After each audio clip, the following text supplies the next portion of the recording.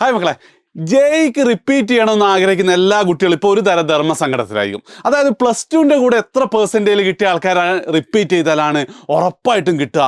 ഇനിയിപ്പോൾ എനിക്ക് റിപ്പീറ്റ് ചെയ്യാൻ ആഗ്രഹമുണ്ട്, പക്ഷേ കിട്ടുമോ ഇല്ലയോ എന്നുള്ള ഡൗട്ടുള്ള ആൾക്കാരുണ്ടാവും. അതേപോലെ തന്നെ ഞാൻ എന്തായാലും റിപ്പീറ്റ് ചെയ്യാൻ പോവാണ്, പക്ഷേ ഉറപ്പായിട്ട് കിട്ടാൻ എന്താ ചെയ്യേണ്ടതെന്നൊക്കെയുള്ള കൺഫ്യൂഷനുള്ള ആൾക്കാരാണ് നിങ്ങളെങ്കിൽ ഈ വീഡിയോ നിങ്ങൾക്കുള്ള the hard reality of JEE repeating ആണ് ഞാൻ ഇന്നിവിടെ പറയാൻ പോകുന്നത് കേട്ടോ. എടാ, ഏറ്റവും ആദ്യം നോക്കുകയാണെങ്കിൽ കഴിഞ്ഞ വർഷമല്ല ഈ വർഷം ഇപ്പം നമുക്ക് 99% എബോവ് കിട്ടിയ 7 ആൾക്കാരാണ് ഇവർ.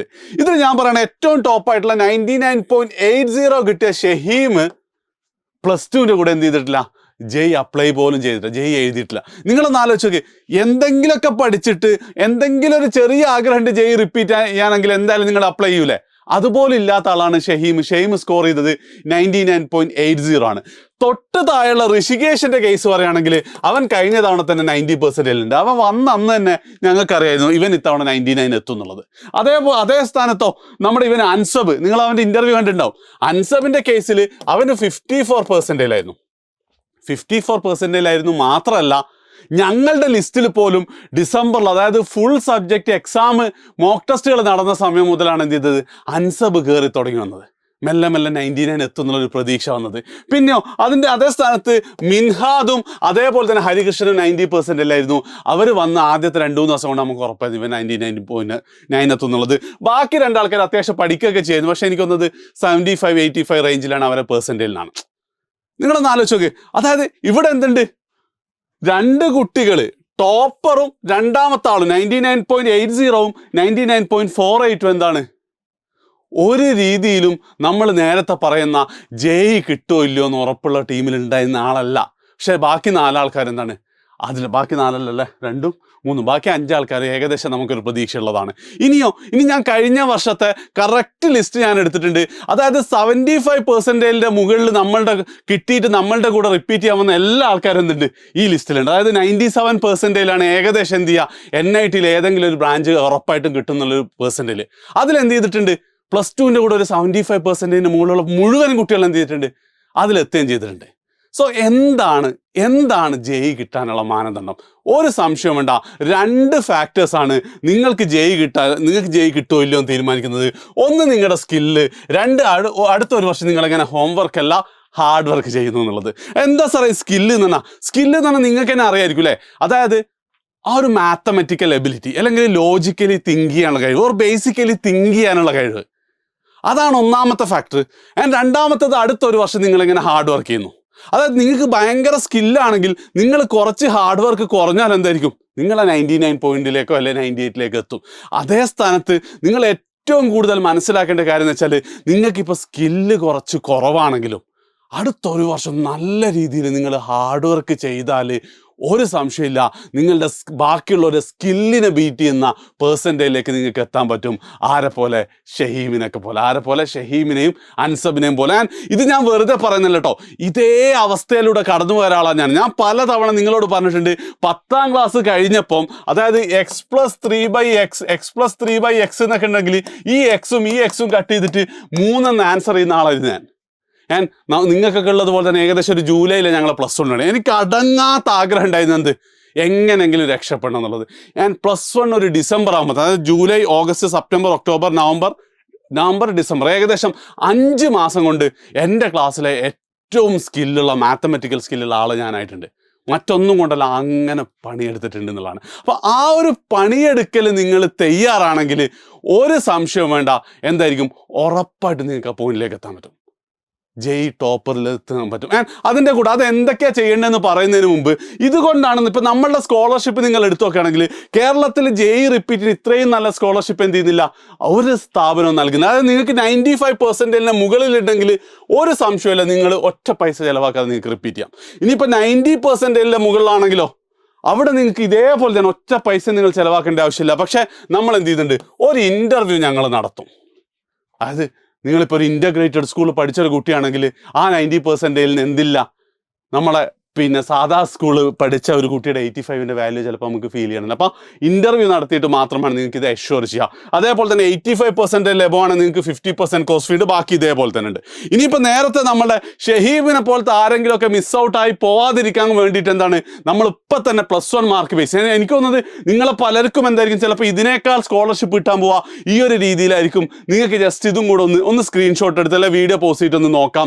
ആൻഡ് നമ്മുടെ മെയ് 6 കേരളത്തിൽ ആദ്യത്തെ റിപ്പീറ്റ് ബാച്ച് തുടങ്ങാൻ പോകുന്ന എജ്യൂപോർട്ട് ആയിരിക്കും. മെയ് 6 തുടങ്ങുന്ന ബാച്ചിലേക്ക് നിങ്ങൾക്ക് ജോയിൻ ചെയ്യാൻ, ഈ സ്കോളർഷിപ്പോട് കൂടി ജോയിൻ ചെയ്യാൻ ഇപ്പം തന്നെ നിങ്ങൾ താഴെ കാണുന്ന ഫോം എന്ത് ചെയ്യാം, നിങ്ങൾക്ക് ഫില്ല് ചെയ്യാം കേട്ടോ. അപ്പം coming back to the other point, എന്തായിരുന്നു ആ പോയിന്റ്? സ്കില്ല്, ഹാർഡ് വർക്ക് ചെയ്താൽ സ്കില്ലിനെ ബീറ്റ്. അപ്പം എന്തൊക്കെയാണ് അത് ചെയ്യേണ്ടത്? ഒന്നാമത്തെ കാര്യം എന്താ വെച്ച് കഴിഞ്ഞാൽ നിങ്ങൾ എന്ത് ചെയ്യണം, 15 മണിക്കൂറൊക്കെ പഠിക്കാൻ തയ്യാറാവണം.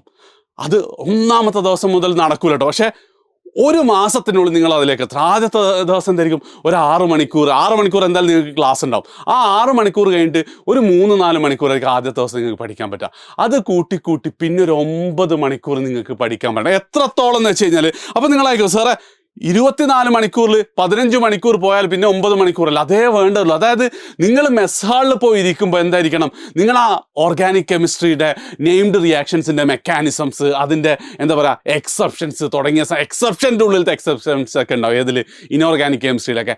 അതൊക്കെ ഇങ്ങനെ റിവൈസ് ചെയ്തു. അങ്ങനെ എന്ത് ചെയ്യണം, ഒരു 15 മണിക്കൂർ നിങ്ങൾ ഓരോ ദിവസവും പഠിക്കാൻ തയ്യാറാണെങ്കിൽ മെയ് 6 നിങ്ങൾ വന്നോളി. ഫസ്റ്റ് സെഷനിൽ ഈ പറയുന്ന അടുത്ത ഞങ്ങളുടെ റിസൾട്ടിൻ്റെ പോസ്റ്ററിൽ എന്ത് ചെയ്യും, ഞങ്ങൾ നിങ്ങൾ എത്തിക്കും. ഒരു കാര്യം കൂടെ ഇപ്പം തന്നെ നിങ്ങൾക്ക് ഉറപ്പ് തരികയാണ്. അത് ഞങ്ങൾക്ക് കഴിഞ്ഞ വർഷം ഞങ്ങളുടെ ടോപ്പർ 99.3 ആയിരുന്നു. ഈ വർഷത്തെ ഫേസ് 1 അത് 99.5 ആക്കിയിട്ടുണ്ട്. ആൻഡ് ഫേസ് 2 അത് 99.8 ആക്കിയിട്ടുണ്ട്. അടുത്ത വർഷം എന്താണ്, അടുത്ത വർഷം അത് 99.99 നമ്മൾ എത്തിക്കും. അത് ഒരു പക്ഷേ എന്തായിരിക്കും, നിങ്ങൾ ആരെങ്കിലും ആയിരിക്കും ഉണ്ടാവുക. അതിന് നിങ്ങൾ ചെയ്യേണ്ടത് എന്താണ്, ഈ ഒരു കാര്യം നിങ്ങൾ എൻഷുർ ചെയ്യാവുന്നതാണ്. ഇനി രണ്ടാമത്തെ കേസ്, അതായത് നമ്മുടെ അവിടെ ഉള്ളതിൽ ഇപ്പം അൻസബിൻ്റെ ഒക്കെ കേസിൽ വന്നന്ന് മുതൽ അവൻ കൺസിസ്റ്റൻ്റ് ആയിട്ട് പഠിക്കുന്നുണ്ടായിരുന്നു. അത് നമുക്ക് ഏകദേശം ഉണ്ടാവുമെന്ന് പറയുന്നത് May, June, July, August, September, October, November, December, ജനുവരി 9 മാസമാണ് ഉണ്ടാവും മെയ്യിലെ ബാച്ചിലുള്ളവർക്ക്. ആ 9 മാസത്തിൽ ഏകദേശം ×30 കൂട്ടുകയാണെങ്കിൽ 270 ദിവസം ഉണ്ടെങ്കിൽ ഒരു 250 ദിവസങ്ങൾ എന്തായിരിക്കണം, നിങ്ങൾ കൺസിസ്റ്റൻ്റ്ലി നിങ്ങൾ പഠിക്കണം ഈ പറയുന്ന ദിവസം. ഞാൻ വേറൊരു കാര്യം, അത് ബുദ്ധിമുട്ടൊന്നാവില്ല കേട്ടോ. അതായത് ഞാനിപ്പോൾ ഇന്നലെ ഞാൻ എന്ത് ചെയ്യുന്നുണ്ടായിരുന്നു, വൈഫിനോട് ഇങ്ങനെ പറയുന്നത്, കഴിഞ്ഞ 1-2 മാസമായിട്ട് എന്താണ്, എനിക്ക് വേറൊരു പണിയില്ല, എജ്യൂപോർട്ട് മാത്രമാണ്. അത്രക്കും കൺസിസ്റ്റൻസിയാണ്. ആ ഫ്ലോയിലേക്ക് നിങ്ങൾ എത്തിക്കഴിഞ്ഞാൽ പിന്നെ നിങ്ങൾ തിരിച്ചറിഞ്ഞിട്ടില്ലെങ്കിൽ ഒരു കാലത്ത് തിരിച്ചറിയില്ല. ഒരു മൂഡ് ഔട്ടും, ഒരു വീട്ടിൽ വിളിക്കുന്നതും, ഒരു വേറെ എന്തെങ്കിലും പ്രശ്നങ്ങളൊന്നും എന്ത് ചെയ്യില്ല, നിങ്ങളെ ബാധിക്കാത്ത രീതിയിൽ ഒരു ഫ്ലോ സ്റ്റേറ്റിലേക്ക് നിങ്ങൾക്ക് എത്താൻ പറ്റും. അതാണ് രണ്ടാമത്തത് വേണ്ടത്. ആൻഡ് മൂന്നാമത്തെ ഇതാണ് കേട്ടോ ഏറ്റവും ഇമ്പോർട്ടൻറ്റ്. അതായത് എങ്ങനെ അൻസബിനും എങ്ങനെ ഷഹീമിനും എന്താണ് ഈ 99.5 അല്ലെ 99.8 99.4 എത്തിയെന്ന് ചോദിച്ചു കഴിഞ്ഞാൽ വളരെ സിമ്പിളായിട്ടുള്ള ആൻസറാണ്. അവർക്ക് ഓരോരു വിശ്വാസമായിരുന്നു. ഞാൻ നേരത്തെ പറഞ്ഞില്ലേ, +1 വളരെ അബദ്ധമായ മാത്സ് ഉണ്ടായിട്ടും എങ്ങനെങ്കിലും ഞാൻ രക്ഷപ്പെടും, മെല്ലെ ഇമ്പ്രൂവ് ആവും, അവസാനം ഞാൻ സെറ്റ് ആവും എന്നുള്ളൊരു കോൺഫിഡൻസ് എനിക്കുണ്ടായിരുന്നു. ആ കോൺഫിഡൻസ് നിങ്ങൾക്ക് ഉറപ്പായിട്ടും വേണം. കാരണം എന്താ വെച്ചാൽ നിങ്ങളിപ്പോൾ സെറ്റ് പഠിച്ചു തുടങ്ങുമ്പോൾ, അല്ലെങ്കിൽ ട്രിഗ്നോമെട്രി പഠിച്ചു തുടങ്ങുമ്പോൾ, അല്ലെങ്കിൽ മാട്രിക്സ് ആൻഡ് ഡിറ്റർമിനൻസ് പഠിച്ചു തുടങ്ങുമ്പോൾ അടക്കം മാട്രിക്സിൽ ആ കള്ളിൻ്റെ ഉള്ളിലുണ്ടാവുക ട്രിഗ്നോമെട്രി ആയിരിക്കും. അപ്പോൾ ഇതൊന്നും നമ്മൾ ശീലിച്ചിട്ടുണ്ടാവില്ല. നമ്മളിങ്ങനെ ഡൗൺ ആവും. അതായത് ഓരോ ദിവസം കഴിയുമ്പോഴെന്നാണ് ക്വസ്റ്റ്യൻ കിട്ടാതാകുമ്പോൾ ഒന്ന് താഴോട്ട് പോകാൻ ചാൻസ് ഉണ്ട്.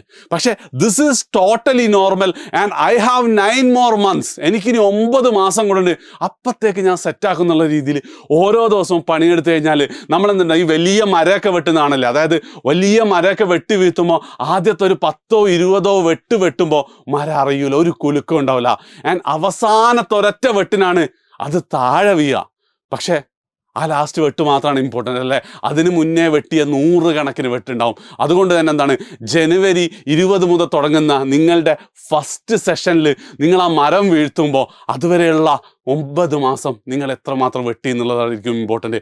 ആ ഒരു ചിത്രം എല്ലാ സമയത്തും മരം വെട്ടുന്നതും പാറ പൊട്ടുന്നതും നിങ്ങൾക്ക് സങ്കല്പിക്കാൻ പറ്റിയിട്ട് അടുത്ത 9 മാസം നിങ്ങൾ പണിയെടുക്കുകയാണെങ്കിൽ ഒരു സംശയവും വേണ്ട, നിങ്ങൾക്ക് ആർക്കാണ്, നിങ്ങളുടെ +2 എന്താണ്, നിങ്ങളുടെ ബാക്ക്ഗ്രൗണ്ട് എന്താണ്, അതൊന്നും ഇമ്പോർട്ടൻ്റ് അല്ല, നിങ്ങളെ കൊണ്ട് കിട്ടും. അതിൻ്റെ തെളിവാണ് ഷഹീമും പിന്നെ അൻസബും അതേപോലെ തന്നെ ഞാനും. അപ്പോൾ എന്ത് ചെയ്യാം, നിങ്ങൾക്ക് ഞങ്ങളെ റിപ്പീറ്റർ ബാച്ചിൻ്റെ ഡീറ്റെയിൽസ് അറിയാൻ താഴെ ഫോം ഫില്ല് ചെയ്യാം. അതേപോലെ തന്നെ ഈ സ്കോളർഷിപ്പ് കിട്ടാൻ കേട്ടോ. മാക്സിമം എല്ലാ ഫ്രണ്ട്സിനും ഈ വീഡിയോ ഷെയർ ചെയ്യാം. ബൈ.